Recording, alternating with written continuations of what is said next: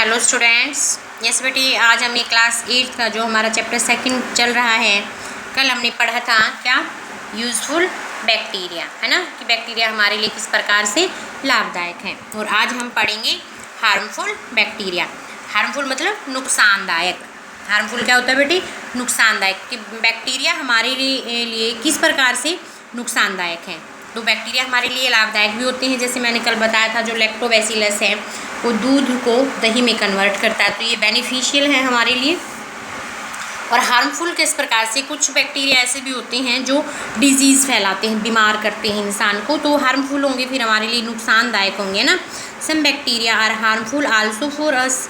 Some harmful effects of bacteria, कुछ हमारे लिए नुकसानदायक हैं तो उनके कुछ हानिकारक जो प्रभाव हैं वो देखिए। Bacteria cause disease in animals में डिजीज़ फैलाते हैं, एंड प्लांट्स में भी। Tuberculosis, tetanus, cholera, typhoid, pneumonia, leprosy, diphtheria etcetera are disease caused by bacteria. ये जो डिजीज़ की नाम है, ट्यूबरक्लोसिस है, टेटनस है, कॉलेरा, टाइफाइड है, न्यूमोनिया है, लेप्रोसी, डिप्थीरिया, ये सब डिजीज़ बैक्टीरिया के कारण ही होती हैं। तो ये हमारे लिए नुकसानदायक हो गया ना फिर, क्योंकि इससे इतनी सारी बीमारियाँ भी फैलाता है। और देखिए, बैक्टीरिया को स्पॉयलेज ऑफ फूड, ये खाने को भी ख़राब कर देता है। जैसे हम कोई भी खाना हमने बनाया, फिर उसको थोड़ी देर के लिए जैसे रख देते हैं, तो उसमें वो खाना ख़राब हो जाता है ना, तो स्पॉइल करता है। स्पॉइल का मतलब होता है बेटी ख़राब हो जाना। ये हमारे खाने को भी ख़राब करते हैं, such as souring of milk, जैसे दूध को अगर आपने काफ़ी टाइम तक रख दिया तो खट्टा हो जाता है, वो बैक्टीरिया के कारण ही होता है। ठीक है। Putrefaction of meat and rotting of fruits, जैसे फल वगैरह गल सड़ जाते हैं, एंड वेजिटेबल्स, फल और सब्जियां जैसे गलते हैं, सड़ते हैं, वो सब बैक्टीरिया के कारण ही होता है। तो इस प्रकार से बैक्टीरिया हमारे लिए हार्मफुल भी है। Bacteria staphylococci and clostridium botulinum cause food poisoning by producing toxins in the food. ठीक है, ये जो बैक्टीरिया हैं ये हमारे खाने में जैसे टॉक्सिन हमारे खाने को स्पॉइल कर देते हैं। उसके बाद है fungi. Fungi are non green plant की नॉन ग्रीन प्लांट होता है। They include moulds, rusts and puffballs. They have similarly with the plants due to presence of cells wall, but they do not have chlorophyll, hence they cannot prepare their own food. ये जो fungi होता है बेटे non green plant होता है, और जो non green plant होते हैं वो अपना खाना खुद नहीं बना सकते हैं। केवल जो ग्रीन प्लांट्स होते हैं वो अपना खाना खुद बनाते हैं, तो इसमें क्लोरोफिल नहीं होता है, इसलिए ये अपना खाना खुद नहीं बना सकती, वो अपने खाने के लिए दूसरों पर डिपेंड होती है, तो ये हेटरोट्रॉप्स में आती है। ठीक है, ये फंजाई है।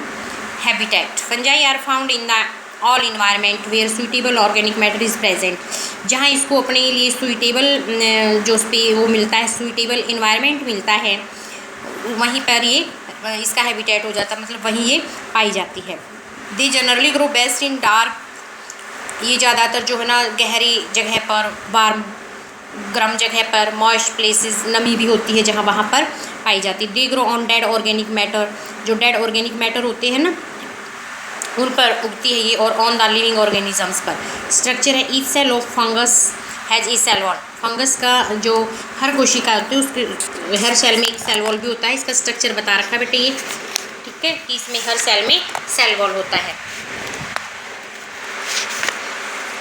आगे आते हैं इधर, नहीं इस तरीके से ऐसे ही आपने रीड करना है। As its outermost covering, ये जो इसकी बाहर की कवरिंग होती है उसको क्या बोलते हैं? Cell wall. This cell wall is made up of cellulose. ये जो सेल वॉल होती है किसकी बनी हुई होती है? सेलुलोज की। They can be either unicellular और मल्टी सेलुलर। ये यूनिसेलुलर भी होते हैं और मल्टी सेलुलर भी होते हैं। यूनिसेलुलर का मतलब होता है एक सिंगल सेल, और मल्टी सेलुलर होता है more than one cell. Some common type of fungi are mushroom है, ये स्टेप पेनिसिलियम है, ये इसके लिए रखे हैं। जो कुछ जो कॉमन जो फंजाई होती हैं उनकी पिक्चर्स, जैसे ये मशरूम है, ये यीस्ट है, ये पेनिसिलियम है, ये देखिए, है ना। उसके बाद nutrition.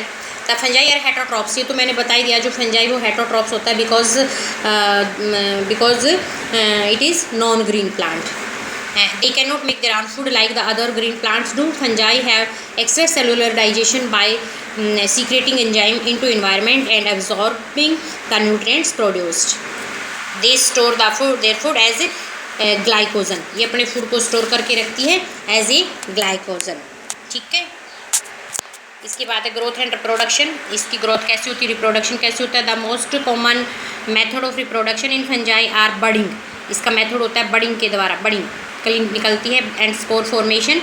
Yeast reproduce by budding while the bread mould reproduce by spore formation.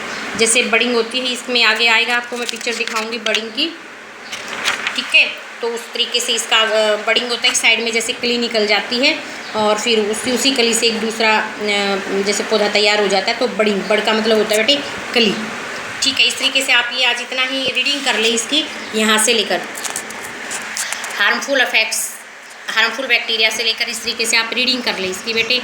ठीक है, आज के लिए इतना ही है। ऐसे वीडियो को जिन बच्चों के पास बुक्स है बेटे वो बुक्स में रीड करें, और जिनके पास बुक्स नहीं वो इस तरीके से यहाँ ऐसे वीडियो को पॉज करते जाएं और रीडिंग करते जाएं। ये हार्मफुल बैक्टीरिया, फिर फंजाई, फिर इसके हैबिटेट स्ट्रक्चर, इस तरीके से फिर ये, ठीक है, ये nutrition and growth and reproduction यहाँ तक, और कल करेंगे यूजफुल फंजाई। ओके, यहाँ तक आप रीडिंग कर लें, यहाँ तक आपका हो गया है यहाँ। ठीक है बेटे, तब तक के लिए बाय।